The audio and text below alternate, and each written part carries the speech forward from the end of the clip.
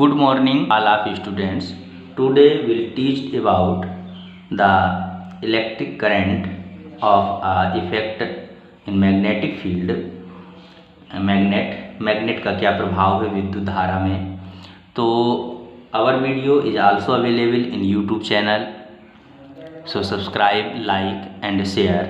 हमारे वीडियो को सब्सक्राइब करिए जिससे कि आपको नए नए वीडियो सबसे पहले प्राप्त हो सकें।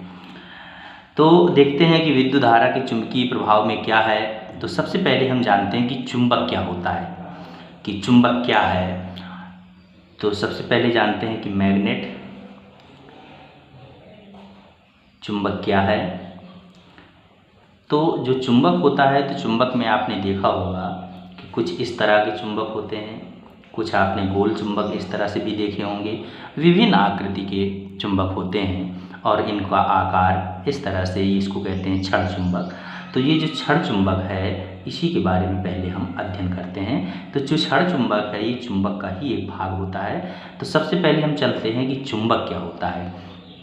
तो जो चुंबक है, चुंबक में आपने देखा होगा कि सपोज किया हमने कि ये लोहे का एक टुकड़ा है, इस लोहे के टुकड़े को चुंबक अपनी ओर आकर्षित कर लेता है। तो जब चुंबक लोहे के टुकड़े को अपनी ओर आकर्षित कर लेता है तो इसका मतलब है कि चुंबक में एक विशेष प्रकार का गुण पाया जाता है जो लोहे के टुकड़े को अपनी ओर आकर्षित करता है। लेकिन ये एक निश्चित दूरी पर ही आकर्षित करता है। बहुत अधिक दूर पर अगर लोहे के टुकड़े को रख देंगे तो वह आकर्षित नहीं करेगा।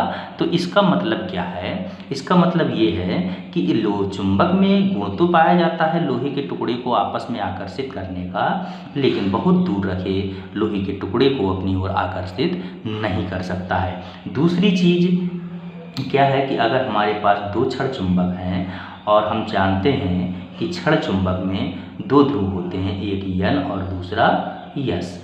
तो यन मतलब नॉर्थ, यस का मतलब हो गया नॉर्थ और यस का मतलब हो गया साउथ। तो दो पोल्स हुए नॉर्थ और साउथ। तो यदि ये लाइक पोल्स होंगे, सेम पोल्स होंगे, तो ये दोनों अगर एक ही तरफ होंगे साउथ और साउथ, तो ये दोनों एक दूसरे को प्रतिकर्षित करेंगे। अगर यहाँ पर साउथ की जगह नॉर्थ हो जाए और एक तरफ साउथ हो और एक तरफ नॉर्थ हो, तो ये दोनों को प्रतिकर्षित करने के बजाय आकर्षित करेंगे। तो जब आकर्षित करेंगे तो इनमें दो प्रकार के गुण मिल गए आपको, एक प्रतिकर्षण का और एक आकर्षण का। तो चुंबक एक ऐसा पदार्थ होता है जिसमें आकर्षण या प्रतिकर्षण के गुण पाए जाते हैं, या दूसरी भाषा में हम ऐसे भी कह सकते हैं कि चुंबक एक ऐसा पदार्थ है जो लोहे के टुकड़ों को अपनी ओर आकर्षित करता है। तो ये तो हो गया आपका चुंबक। अब चुंबक के बारे में अध्ययन करने के लिए सबसे पहले हम विद्युत वाले चैप्टर में आपने विद्युत क्षेत्र रेखाएं इस तरह से अध्ययन करने के उपरांत हम चुंबक में देखते हैं कि चुंबकीय क्षेत्र रेखाएं और चुंबकीय क्षेत्र क्या होता है। चुंबकीय क्षेत्र रेखाएं और चुंबकीय क्षेत्र क्या है कि जो ये चुंबक होता है, तो चुंबक लोहे के टुकड़े को अपनी ओर आकर्षित करता है। तो चुंबक जब लोहे के टुकड़े को अपनी ओर आकर्षित कर लेता है, यदि हम लोहे के टुकड़े की दूरी को लगातार बढ़ाते जाएं तो एक स्थिति ऐसी आती है कि यह चुंबक लोहे के टुकड़े को आकर्षित नहीं करता है। ऐसी स्थिति में हम ये कह सकते हैं कि इस चुंबक से कुछ ऐसी काल्पनिक रेखाएं निकलती हैं, अदृश्य रेखाएं निकलती हैं जो लोहे के टुकड़े को अपनी ओर खींच लेती हैं। इन रेखाओं के जो फैलाव होता है वो एक निश्चित दूरी तक ही होता है, इसीलिए निश्चित दूरी पर रखे हुए लोहे के टुकड़े को अपनी ओर आकर्षित करता है। यदि लोहे के टुकड़े को दूरी बढ़ा दी जाए तो यह आकर्षित नहीं करता है। तो इसका मतलब है कि चुंबक के चारों ओर एक क्षेत्र पाया जाता है, उसी क्षेत्र के अंतर्गत चुंबक लोहे के टुकड़े को अपनी ओर आकर्षित करता है। तो चुंबक के चारों ओर का वह क्षेत्र जहाँ तक चुंबक का प्रभाव होता है उसे चुंबकीय क्षेत्र कहते हैं। तो हमको चुंबक का जो चुंबकीय क्षेत्र मिला, किस तरह से मिला कि चुंबक का जो चुंबकीय क्षेत्र है, चुंबकीय क्षेत्र, तो चुंबकीय क्षेत्र को हम किस तरह से परिभाषित करेंगे कि चुंबक के चारों ओर चारों ओर का वह क्षेत्र जहाँ तक चुंबक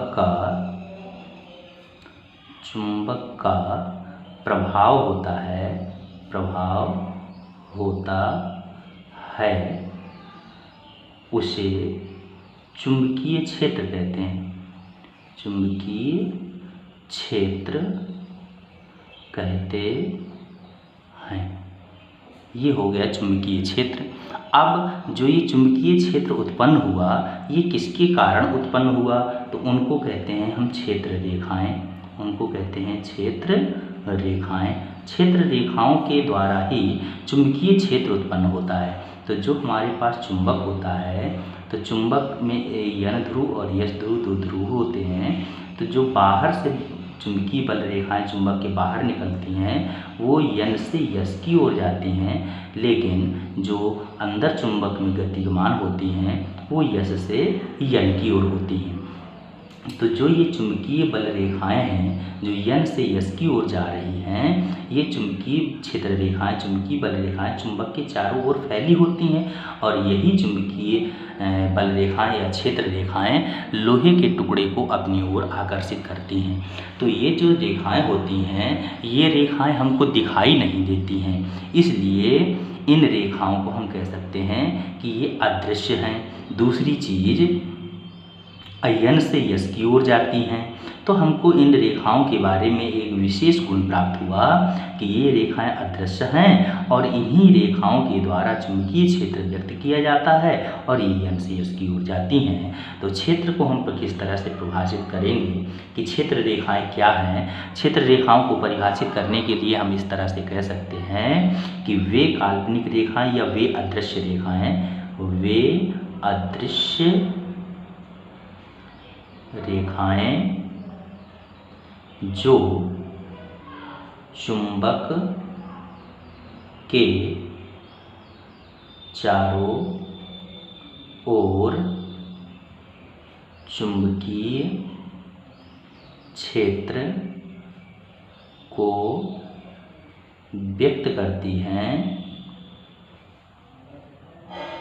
उन्हें चुंबकीय क्षेत्र रेखाएं कहते हैं। तो ये तो हो गई हमारी चुंबकीय क्षेत्र रेखाएं। अब चुंबकीय क्षेत्र जो रेखाएं होती हैं, इन्हीं के द्वारा चुंबक का चुंबकीय क्षेत्र व्यक्त किया जाता है। अब दूसरी चीज़ क्या है कि हम चुंबक के कुछ गुण जान लेते हैं चुंबकीय क्षेत्र रेखाओं के। तो नंबर 1 हो गया कि चुंबकीय क्षेत्र रेखाएं यन से यस की ओर गति करती हैं। दूसरा नंबर ये हो गया कि आपको इसमें दिख रहा है कि जो चुंबकीय क्षेत्र रेखाएं हैं, इनका जो पथ है अर्धवृत्ताकार है। तो दूसरा गुण इनका मिला कि चुंबकीय क्षेत्र रेखाएं अर्धवृत्ताकार होती हैं, या इनको इस प्रकार से भी कह सकते हैं कि चुंबकीय क्षेत्र रेखाओं का पथ परवलयाकार होता है। तीसरा गुण की ओर हम चलते हैं कि जो चुंबकीय क्षेत्र रेखाएं होती हैं, वो चुंबक के चुंबकीय क्षेत्र को व्यक्त करती हैं, या हम ऐसे भी कह सकते हैं अगले पॉइंट में कि चुंबकीय क्षेत्र रेखाएं अदृश्य होती हैं। अगले पॉइंट में इनका एक और गुण हम ऐसे ज्ञात करते हैं कि जो चुंबकीय क्षेत्र रेखाएं होती हैं, वो यन से यस की ओर तो गतिमान होती हैं, लेकिन ये एक दूसरे को काटती नहीं हैं। तो चुंबकीय क्षेत्र रेखाएं एक दूसरे को काटती नहीं हैं। तो इस तरह से चुंबकीय क्षेत्र रेखाएं और चुंबक किसे कहते हैं, इनका अध्ययन आपने किया। इसके आगे अगले वीडियो में नेक्स्ट